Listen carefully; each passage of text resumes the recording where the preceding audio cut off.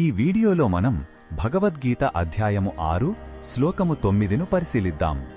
6వ అధ్యాయమైన ధ్యానయోగంలో శ్రీకృష్ణుడు ఒక పరిపూర్ణ యోగి యొక్క లక్షణాలను వివరిస్తున్నాడు. మనసును ఎలా నిగ్రహించుకోవాలో, సమదృష్టిని ఎలా అలవర్చుకోవాలో అర్జునుడికి బోధిస్తున్నాడు. మొదటగా ఈ పవిత్ర శ్లోకాన్ని భక్తితో విందాం. సుహృన్మిత్రార్యుదాసీన మధ్యస్థ ద్వేష్య బంధుషు సాధుష్వపి చ పాపేషు సమబుద్ధిర్విశిష్యతే.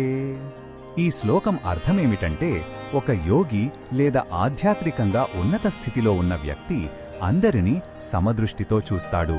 అంటే తనకు సహాయం చేసే మంచి మనసున్నవారు, స్నేహితులు, శత్రువులు, తటస్థంగా ఉండేవారు, మధ్యవర్తులు, ద్వేషించేవారు, బంధువులు, పుణ్యాత్ములు, పాపాత్ములు అనే భేదం లేకుండా అందరి పట్ల ఒకే రకమైన మానసిక స్థితిని కలిగి ఉంటాడు. అటువంటి సమబుద్ధి కలిగినవాడే అందరికన్నా శ్రేష్ఠుడు అని శ్రీకృష్ణుడు చెబుతున్నాడు. ఈ శ్లోకంలో ఉన్న భావం మనకు ఏమి చెబుతుందంటే, నిజమైన ఆధ్యాత్మిక పురోగతి బాహ్య కర్మకాండలలో కాకుండా మన అంతర్గత దృష్టిలో ఉంటుంది.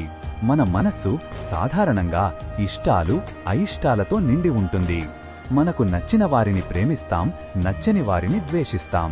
కాని యోగి ఈ ద్వంద్వాలకు అతీతంగా ఎదుగుతాడు.